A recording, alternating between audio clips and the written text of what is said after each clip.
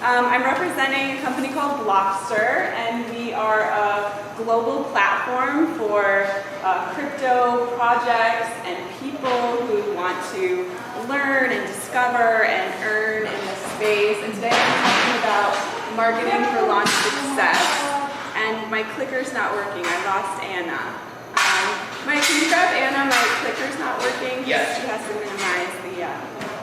Okay. So the first thing I want you to do is turn to your neighbor, and I want you to high five or fist palm and say, "Hey neighbor, nice to see you. How's it going?" And tell your neighbor something that you're excited about today. What are you excited about today? Tell your neighbor. This is how we create community. This is how we collaborate and generate that collective energy so that we can explore together. Yay! Okay, so we're going to cover 3 things, and we have a short amount of time. I'm going to talk for maybe about 15 minutes.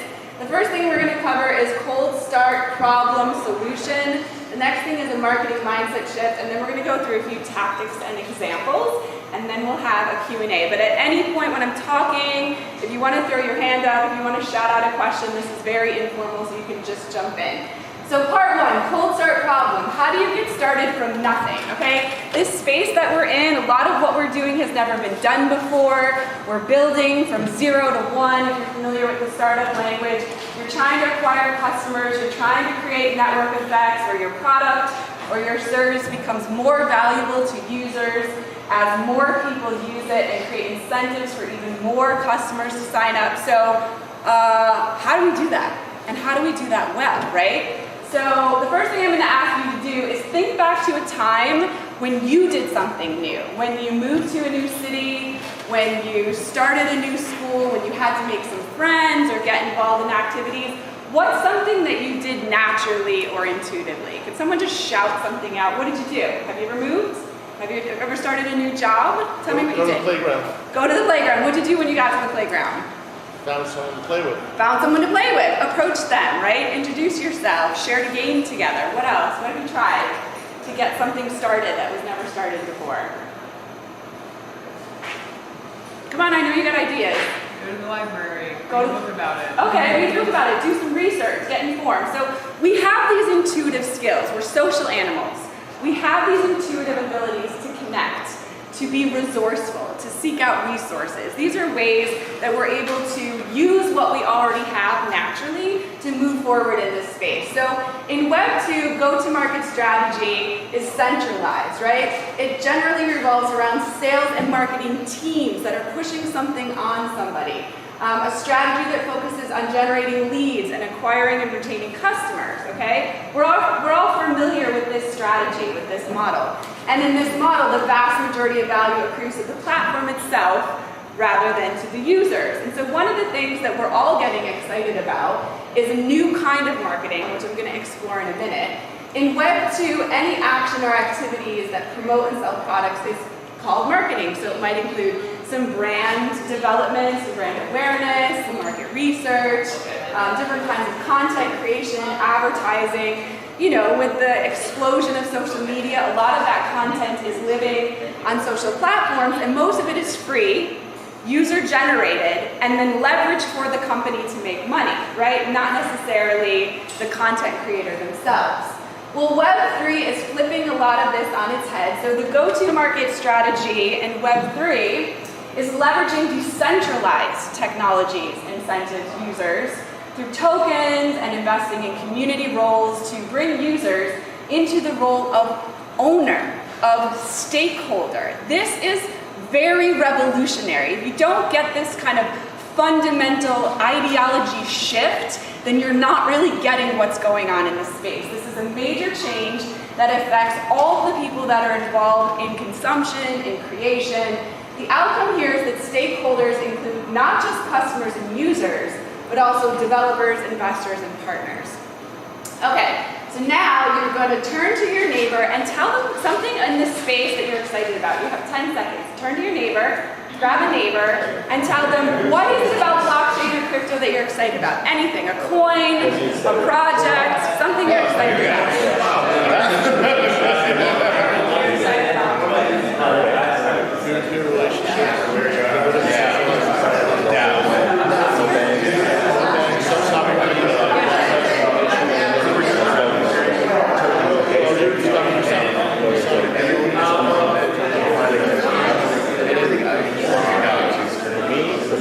All right,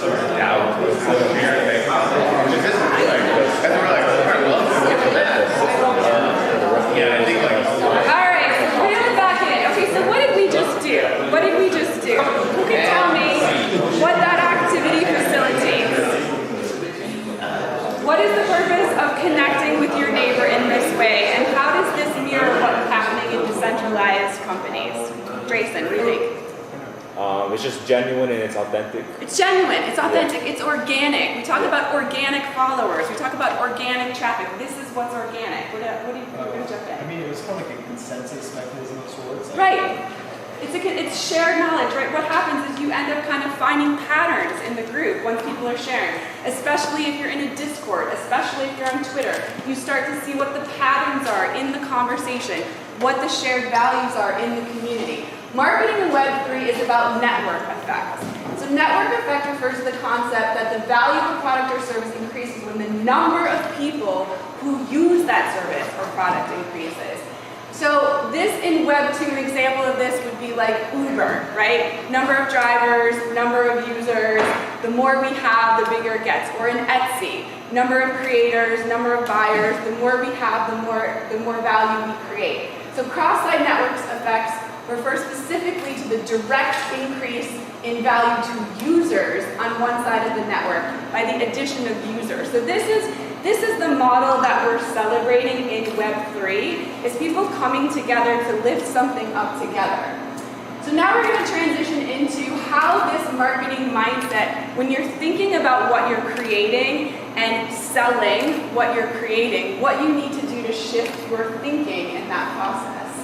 So we're all familiar with the corporate structure. Some of us have spent more time in this structure than we wanted to. So in this structure, owner is commander, right? We have hierarchy here, and in the hierarchy, we have a chain of command, we have senior management, we have executives, we have employees. How many people love this structure? Woo! We love it? It makes us happy? No, it doesn't. Okay, so the disadvantages of this kind of a structure is that it's centralized, right? You have that centralized authority. It creates a lot of bureaucracy. You have to ask your boss, who asks their boss, and their boss's boss, and their boss's boss, right? We've been in these situations. It restricts collaboration, right? That sense of innovation and collaboration and people being messy.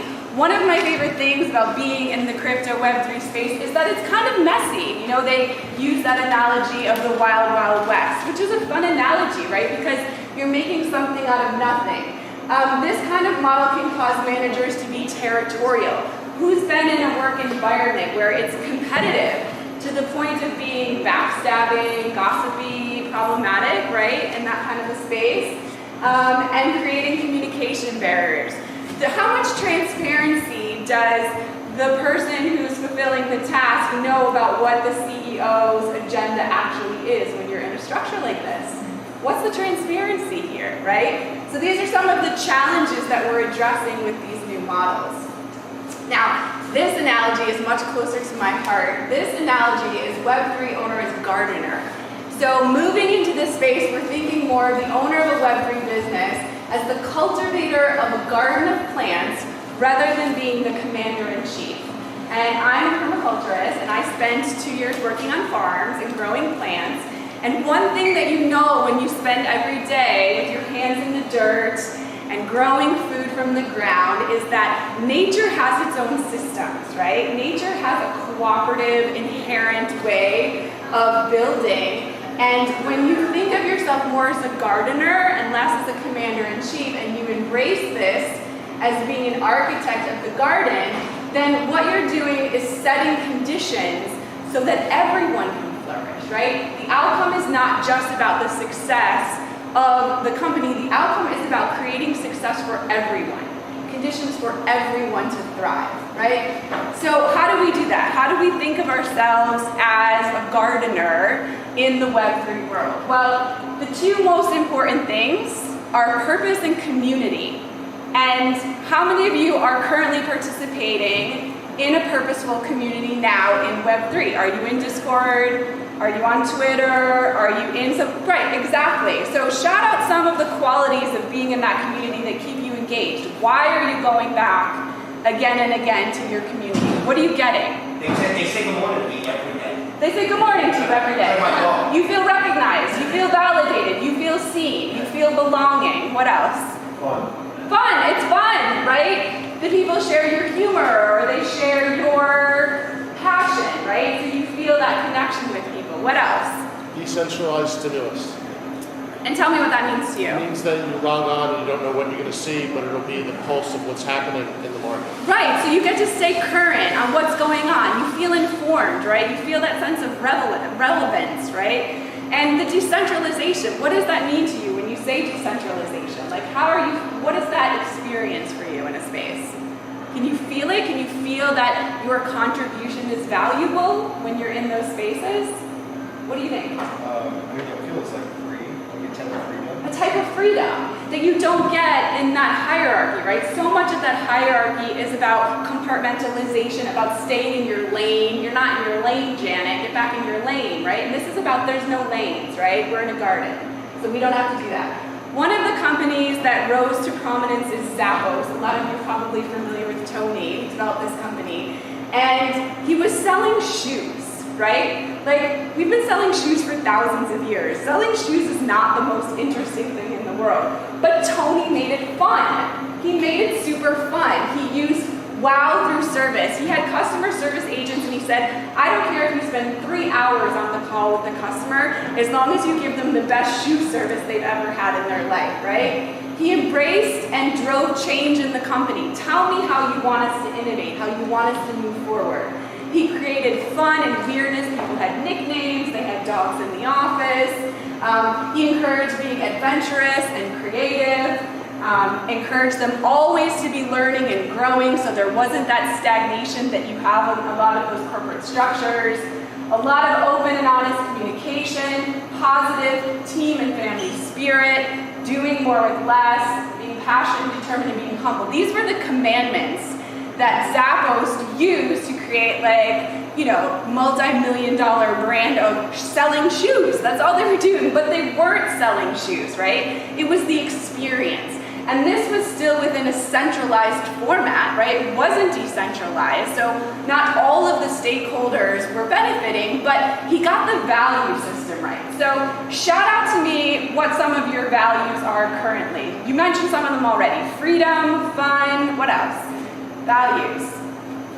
What do you value? Why do you buy? What is it? Authenticity. Authenticity. Authenticity in expression, right? And showing up as who you are. What else do you value? Transparency. Transparency, right? This is so much of what crypto is about. This is so much of what this space is about, is we're sick and tired of not knowing what the bank is doing with the money, right? We're sick and tired of not knowing what the leadership's agenda actually is, or who's bribing who, or what corruption is going on. We want to know. What else do we value? Why are we playing in Web3? What do we value? Why are we in this space? Opportunity.